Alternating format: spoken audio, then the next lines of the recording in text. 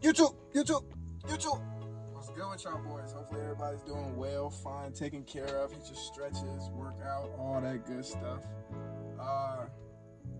After last video, I was about to make a beanie because I got these two. We got the orange and the gray, and then we got the white and the pink. And I don't know if I wanted to do I don't know, orange and pink. That don't look too gray and pink. It just seemed like the white and the pink and the gray and the orange just seem like they go together. So that's what we're gonna do. But in this after last video, I just feel like I don't wanna this is gonna be a chill video. We're just gonna sit here and talk. We're gonna smoke. And we're gonna go through some more of the, like I said, what I do with the books, what I'm planning to do with the books and stuff. What I'm planning to do with the books is just more so, whatever I find something that stand out to me, I find interesting or stuff like that, and I highlight it. That's what we'll come to the book and talk about. I ain't trying to go through the book and oh, the book was about this, and that. Nah, maybe that might be part of some of the things that I touch on, but that being the overall thing of the whole thing, no. So this the machine is doing just fine. What happened was that I guess as I was either putting it on there or one of the first couple go arounds, it never came up and it got stuck. So ever since that point, it was just more so pulling and tugging on stuff. So it was hard to get past that point. And it was just not so you see now it's just, we good. It's gonna have some little hiccups, but other than that, we good. But that was the reason that the beanie didn't work. I didn't get too upset because it is what it is, but I got upset because I just wasted money on that yarn. Like I said, this gonna have, as we go, we just gonna get better and better. If we don't get better and better, then we don't get better and better. On the book standpoint, I think the last thing that I touched on was something about savings and stuff like that. And we just gonna move on from there. I'm not done with the book, but I say I'm a little bit more than halfway, or maybe right at halfway. So let's get started to it. I think everything inflamed me, and that was bad enough, but myself had also become a source of fire and temptation. What made me highlight that? Oh, I'm not gonna talk like that. I don't want to talk point bullet points either. I just want it to kind of flow. But I think I resonated with that because there was a point in my life that, I don't know, I feel like when you start to understand more and you see things that are going wrong or doing wrong, or you shouldn't be doing that, or how do you not know about this? That kind of is more what inflames me, in a sense. If I was to dial it back and take it to the most baseline thing, is let's take it as far as driving in traffic. Let's say a person is going and they in the fastest lane, but causing everybody to have to slow up because they don't want to get over, or I don't know, something like that. It's why don't you know that you're supposed to not be in that lane? Get out of that lane so these people can the fast drivers can drive fast, and if you're a slow person, drive slower. The people that, let's say you're trying to jump from the third lane to turn right, now you jumping across the whole lane. You know you shouldn't, you know what I mean? Stuff like that inflames me, common sense things. But then again, that goes back to the point as far as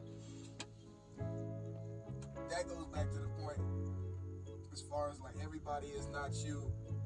Everybody don't think the same way as you. Everybody don't behave the same way, or handle situations the same way you handle them.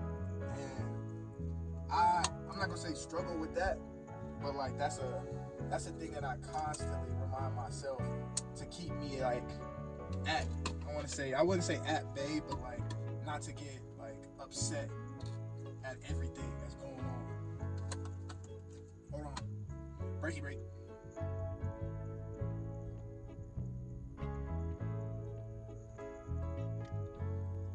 All good. Now, long before the child perceives the difference, and even longer before he understands it, he has begun to react to it, he has begun to be controlled by it. And this is more so, I think, what was it talking about in this? It was talking about, let me go to it. It was talking about how, like, a child from birth and, like, growing up, you get that, from your household, that you always gotta be, like, good. You don't get to, like, not in a sense, don't mess up, but, like, straighten up. You got a certain way to be. You gotta do that. Before you even hit the world, before you even come out into the world and have experiences that, like, kind of shape your way of thinking and, like, okay, I can't do this, I shouldn't do this again, or I shouldn't behave this way. In your house, it starts there. It's like, don't do this. Why are you doing this? Don't be.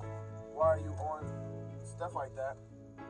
That's the only reason I think that that jumped out to me, and that's like that follows right into the next one. He must be good, not only in order to please his parents, not only in order to avoid punishment behind their authority state is another nameless. It just goes on to say some more stuff, but like that just ties right into the stuff of like you shape your way and you start acting a certain way, and now you don't do the same certain things that you might like, in a sense, like, or you just always stepping on eggshells. Just kind of says around parents, and that's a big shaping in before you even come out into the world and have an experience. Dang, this must have been big, because the next one is when this filters in the child's consciousness through the parents' tone of voice. Tone of voice is being loved or punished in a sudden uncontrollable note of fear heard is his mother. So like I guess that one was more like when you hear any change of tone, like how we're talking, like let's say we're talking right now. Anything that rises above this, let's say somebody starts yelling and stuff like that, it's saying like mostly like you gonna connect, it's gonna at the bottom barrel of the stuff is gonna like snap you back into hearing your like mom and stuff like that, or like whatever parent you had that was yelling at you, punishing you, or like loving you or something like that. So they got a big shaping in what you hear out here in the world and stuff like that. To defend oneself against a fear is simply to ensure that one will one day be conquered by its fear. It must be faced. As for one's wits, it is just not true that one can live by them. I think that was more so just in like living by, there's no point in living by fear in something that you like you already know is gonna happen, or stuff like things like that. Like for instance, death. We all know that like death is gonna you die, so certain things you shouldn't be like, I don't know, I don't want to say it like, oh, I don't want to do this because I don't want to die, but it's like you're gonna die anyway. But that's like kind of like a far kind of take on it. It's more so about like, let's say, talking to a person, like putting yourself out there. The fear of that, like whatever fear you gotta like, oh, I don't want somebody to say no to me. I don't want somebody to like, oh, the worst they could say is no. Like, I don't want to talk like that, but like that's kind of how it is. Like the fear of going up to somebody, you really shouldn't like have that, because I don't know. To defend oneself against fear. Oh, I guess it means it's saying like to fight it's fighting your own fears. So it's like, yeah, I don't want to. I'm nervous to go say something to this person. I'm nervous to start this new hobby. I'm nervous to jump out here and do this new thing, but you fighting the urge like back and forth of like, oh, I'm gonna do it anyway, or like take little steps to doing it. Like, oh, I might not go out and talk to people that much, but I'm gonna start talking to people on the internet that'll help me go to talking to people out in the world, that'll translate to me walking up to people. And I guess that's how you could really, in a sense, like think of it. Black people mainly look down or look up, but do not look each other in the eyes. Not at you. And the universe is simply a sounding drum. I don't know why that was all in the same like sentence or like thing, but I'm not gonna say that's a problem with me as far as looking somebody in the eyes or something like that, because I'm from the Midwest, and people like all the time is just like, are you from the South? Are you from the South? Are you from the South? Just based off the way that I talk, and because I'm like, yes ma'am, yes sir, look in your eyes, and like I'm engaged in a conversation, I guess you want to say. And most people from here ain't really like that. I guess we is like that, but I guess seeing it outwardly that much is not like too much seen. So I do understand it, because some friends I have, the conversation might be like we next to each other, but we both like looking this way, talking. We might like kind of look at each other like, but some conversations is on the eye to eye, and then you might like look off for like a idea. Only thing with me personally, I say when you talking, I can look you in your eyes and be right there. When I start talking, if the whole sentence is there, yeah, I'm looking you in your eyes, but like once I start having to like pick ideas and like I start seeing different things and like and I have to like go beyond just, I'm not gonna say basic level talking, but once I have to go deeper and stuff like that, then I'll start my kind of like looking off, but I'll catch myself and be like bring it back to you and look in your eyes and stuff like that. But yeah, I would love to believe that the principles of faith, hope, and charity, but this is clearly not for most. I don't know what I even did that for. Faith, hope, and charity. You have faith in a project that you're doing and have hope. I don't know, it might lead you to having enough to give charity or something like that. Because I don't really know what made me even highlight that. I'm not saying it's a bad highlight, but that's crazy to think like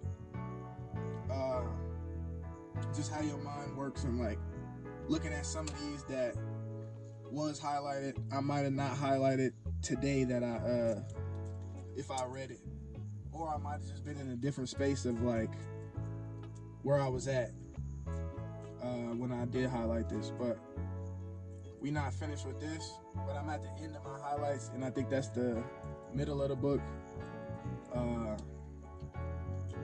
Episode 2, we ain't make no beanie, but we are gonna be back to making a beanie next video.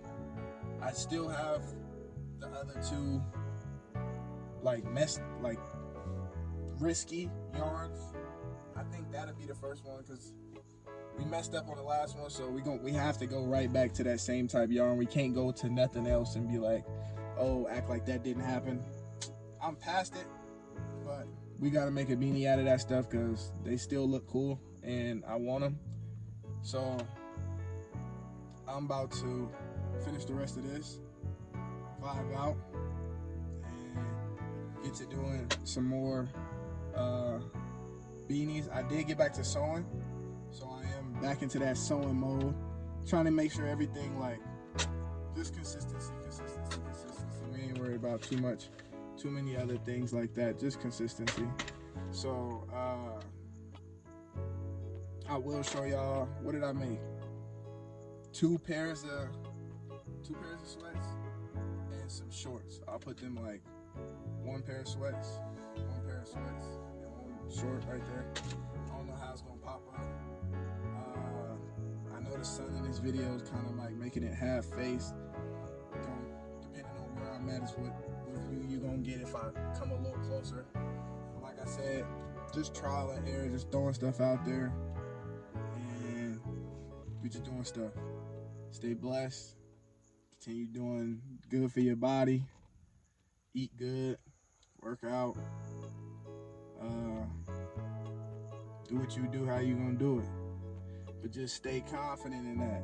You dig me? But I'm up out of here. Be easy. Body